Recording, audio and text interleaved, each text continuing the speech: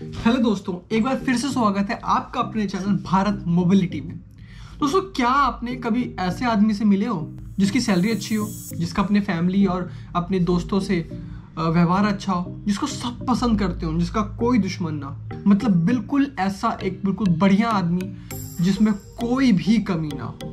तो दोस्तों, जिस तरह आपको एक बिल्कुल परफेक्ट इंसान, बिल्कुल सही आदमी जिसमें कोई कमी ना हो मिलना मुश्किल है, उसी तरह एक परफेक्ट ई रिक्शा, बिल्कुल सही ई रिक्शा मिलना भी मुश्किल है। हर ई रिक्शे में कुछ ना कुछ कमी होती ही होती है, हर ई रिक्शे में कुछ ना कुछ अच्छाइयाँ होती है। आपको एक ही ई रिक्शे में सारी अच्छाइयाँ चाहिए और कोई कमी नहीं चाहिए, ऐसा मिलना बहुत मुश्किल है। तो दोस्तों, आज की वीडियो में हम आपको एक परफेक्ट ई रिक्शे की कहानी सुनाएंगे कि अगर एक बिल्कुल सही बढ़िया ई रिक्शा हो तो उस ई रिक्शे में क्या क्या ऐसे फीचर होंगे और क्या क्या वो फीचर से आपको फायदा होगा, ये सब चीजें हम आपको बताएंगे। तो वीडियो पूरी देख के जरूर जाना। और अगर अभी तक आपने भारत मोबिलिटी को सब्सक्राइब नहीं किया तो वेट किसका कर रहे हैं, नीचे लाल बटन दिया हुआ है, उस पर क्लिक करना और सब्सक्राइब करना बहुत सिंपल है। और वीडियो में आगे बढ़ने से पहले हम आपको ये भी बताते हैं कि हमारा एक फेसबुक पेज है जिसका लिंक डिस्क्रिप्शन में, आप उस पर भी जाके आप लाइक कर सकते हैं, फॉलो कर सकते हैं, क्योंकि उस पर भी हम आपके लिए वीडियो डालते रहते हैं।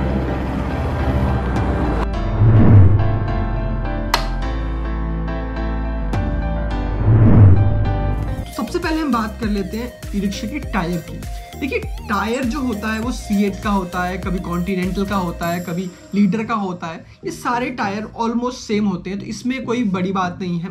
ये आप चेंज भी करा सकते हैं। आपको सीएट का अच्छा लगता है, आप सीएट लगा लीजिए। कॉन्टिनेंटल का अच्छा लगता है या लीडर का अच्छा लगता है, जो आपको टायर में कम सस्ते में आपको मजबूती मिल रही है वो आप लगा सकते हैं। उसमें आपको एक भी पैसा एक्स्ट्रा देना नहीं पड़ता, तो उसके बारे में बात करना कोई फायदा नहीं है। हम बात करेंगे यहाँ पर व्हील की, जो अंदर टायर की व्हील होता है उसकी बात करते हैं, जो कभी कभी लोहे का होता है और बहुत कम आपका एलॉय व्हील भी मिल जाता है। इसमें देखिए, आप एलॉय व्हील भी ले सकते हैं और आप लोहे वाला भी व्हील ले सकते हैं, लेकिन मेरे हिसाब से एलॉय वाला व्हील लेने का कोई फायदा नहीं, क्योंकि बहुत सारे ई रिक्शा डीलर्स हैं और मैन्युफैक्चरर्स हैं, उनका ये कहना है कि लोहे और एलॉय में कोई फर्क नहीं है मजबूती में, दोनों की मजबूती सेम है।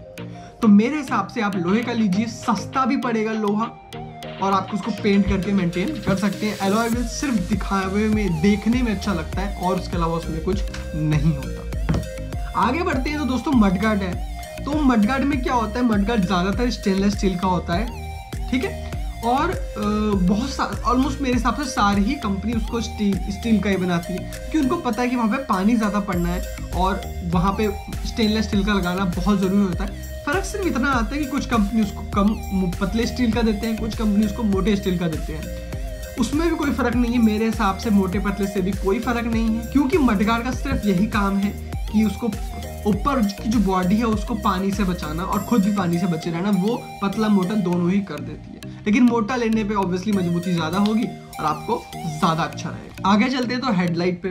तो हेडलाइट में बहुत सारी कंपनी, ऑलमोस्ट ज्यादातर कंपनी आपको हेलोजन लाइट दे रही है, जो येलो कलर की लाइट होता है, और कुछ कंपनी आजकल एलईडी लाइट भी लगाने लगी है। मेरे हिसाब से एलईडी लाइट ज्यादा जरूरी है, ज्यादा सही है लगवाना आपको, क्योंकि एलईडी लाइट में होता क्या है कि वो पावर कम कंज्यूम करती है, आपका जो बैटरी का जो पावर है वो कम कंज्यूम करती है, जिससे फायदा ये होता है कि आपकी बैटरी कम चार्ज में ज्यादा दूर तक चल सकती है, पर फालतू में बैटरी आपका कहीं और या एलईडी वैली में यूज नहीं होती। और जब मैं बात कर रहा हूँ एलईडी की, तो सिर्फ और सिर्फ मैं हेडलाइट की बात नहीं कर रहा हूँ। आपका जो पीछे इंडिकेटर्स लगे होते हैं, पीछे जो लाइटें लगी होती हैं, उन सब में एलईडी होना जरूरी है, क्योंकि हम चाहते हैं कि बैटरी की जो सारी पावर है वो ई रिक्शा चलाने पे जाए, ना कि इंडिकेटर पे या हेडलाइट पे या इधर उधर की चीजों पे।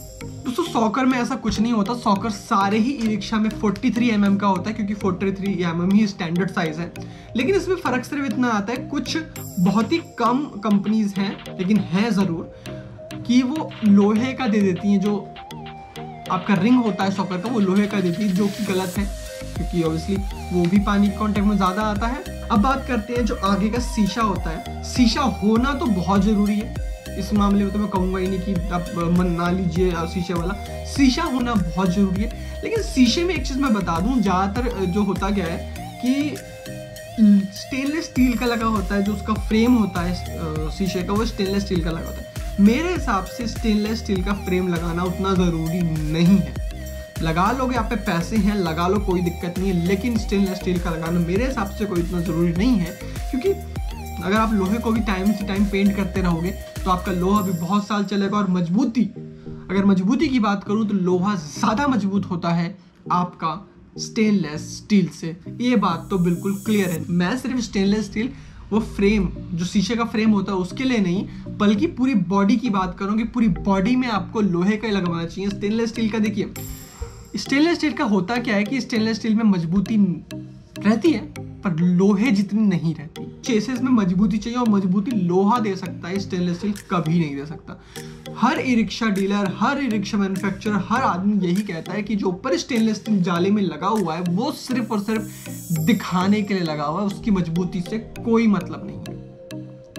तो भैया हमने पहले भी बोला है, अगर आपको 10 रुपए मिल रहा है एक जगह से दूसरी जगह जाने पे, और लेकिन आप पे स्टेनलेस स्टील है और आपको देखने में रिक्शा आपका अच्छा लग रहा है, तो वो आपको 20 रुपए या 15 रुपए भी या 1 रुपए भी एक्स्ट्रा नहीं देगा। तो कोई फर्क नहीं पड़ता कि अगर आप स्टेनलेस स्टील का ले रहे हो या लोहे का ले रहे हो, लेकिन लोहा आपको 5-7 हज़ार रुपए सस्ता पड़ता है तो वो लेना ज़्यादा अच्छा है। और इसमें मैं आपको एक और बता दूं, लोहे में भी आपका होता है क्या है कि लोहा मोल्ड हो सकता है, पिघला के उसको मोल्ड हो सकता है, उसमें जॉइंट नहीं आते, ठीक है। स्टेनलेस स्टील में जॉइंट्स आते हैं, उसको मोड़ के पिघला के करना मुश्किल होता है, इसलिए आपके स्टेनलेस स्टील में जॉइंट आते हैं और लोहे में आपको पिघला के भी बनाया जा सकता है। और मेरे हिसाब से अगर कोई भी चेसिस, कोई भी किसी भी तरह का लोहा है और अगर उसको पिघला कर बनाया गया, पिघला कर उस ढांचे में डाला गया, तो वो ज़्यादा मजबूत रहता है बजाय कि आप उसको जॉइंट करके, लोहे को जॉइंट करके वेल्ड करते हैं। एक चीज़ जिस पे लोग ध्यान नहीं देते हैं वो है बम्पर। ई रिक्शे का जो पीछे बम्पर होता है वो सारी ही कंपनी लोहे का बनाती है। सिर्फ एक कंपनी है शक्ति ग्रीन, जिसमें मैंने देखा है कि वो स्टेनलेस स्टील का लगाती है।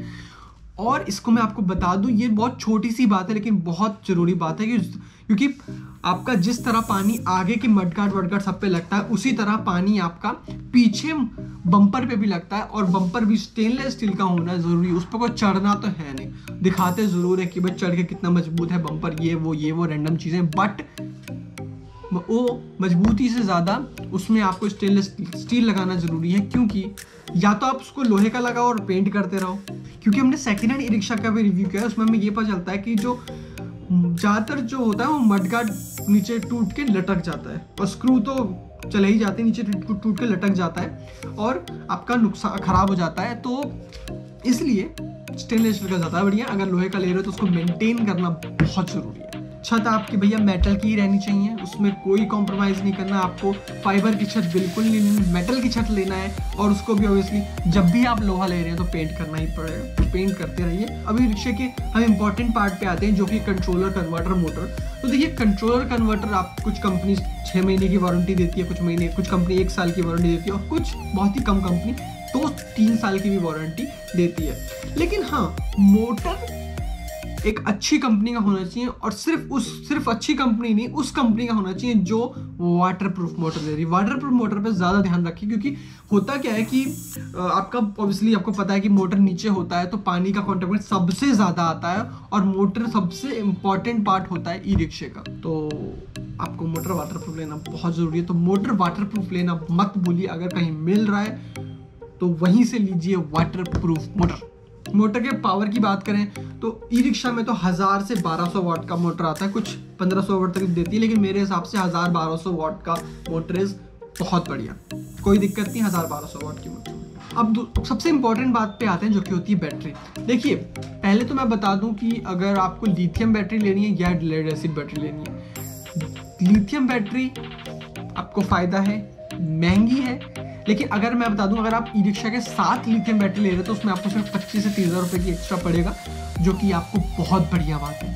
3 साल की वारंटी मिल रही है और बहुत सारी चीज़ें उसमें मिल जाती हैं। आपको पानी नहीं डालना पड़ेगा, रोज रोज मेंटेन नहीं करना पड़ेगा और आपको जल्दी चार्ज हो जाएगी। तो बहुत सारी चीज़ें जो आप लिथियम बैटरी में आपको फ़ायदा है, जिसकी वीडियो भी हमने बनाई हुई है, वो भी आप यहाँ पे देख सकते हैं।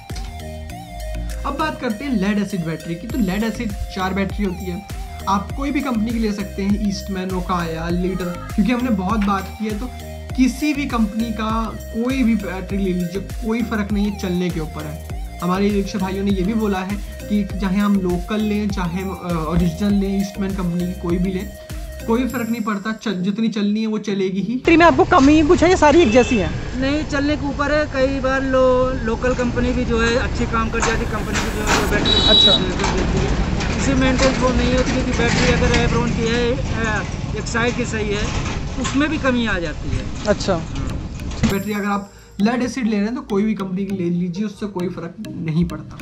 अब हमेशा की तरह सबसे आखिरी में बात करते हैं हम ई रिक्शा के प्राइस की।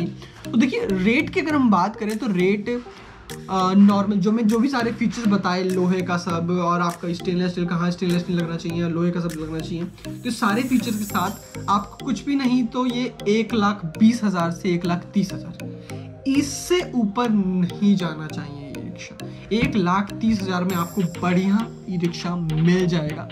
लेकिन फिर भी मैं आपको बता दूं कि हमने बहुत बार देखा है कि अभी ई रिक्शा चलाते हुए भैया को 1 साल ही हुआ है, लेकिन ई रिक्शा की हालत ख़राब हो चुकी है। और कुछ जगह देखा है कि ई रिक्शा की बहुत सालों से चल रहा है, लेकिन फिर भी बिल्कुल बढ़िया हालत है। सारथी कंपनी भी बेकार चल सकती है, या आपको किसी लोकल कंपनी का भी अच्छी चल सकती है। वो होता है सिर्फ मेंटेन करने पे। अगर आप अपनी ई रिक्शा को मेंटेन कर रहे हो, जिससे आप कमाई कर रहे हो, उसको मेंटेन नहीं करोगे यार, ऐसे कैसे? क्योंकि आप ई रिक्शा से कमाई कर रहे हो और उससे पैसे कमा रहे हो, तो वो आपकी लक्ष्मी, और लक्ष्मी को साफ करना बहुत जरूरी रहता है। तो उसको टाइम टू टाइम, चाहे वो स्टेनलेस स्टील का लो, चाहे लोहे का लो, चाहे वो ई रिक्शा कोई सी भी कंपनी का हो, आप उसको मेंटेन करके रखोगे, रोज सफाई करोगे, वो बहुत जरूरी हो जाता है। तो वो आपके ऊपर है कि आप रिक्शा कितने साल चलाओगे। तो दोस्तों, अगर आपको ये वीडियो पसंद आई और आप ऐसी वीडियोस और चाहते हैं तो फिर से वीडियो के नीचे कमेंट सेक्शन में कमेंट करके बता दीजिए, और मिलते हैं आपसे फिर से किसी और वीडियो में, जिसमें आपको और इन्फॉर्मेशन बताएंगे हम ई रिक्शा के बारे में। तब तक के लिए खुश रहिए, मुस्कुराते रहिए और अपना प्यारा ऐसे ही बनाए रखिए। धन्यवाद।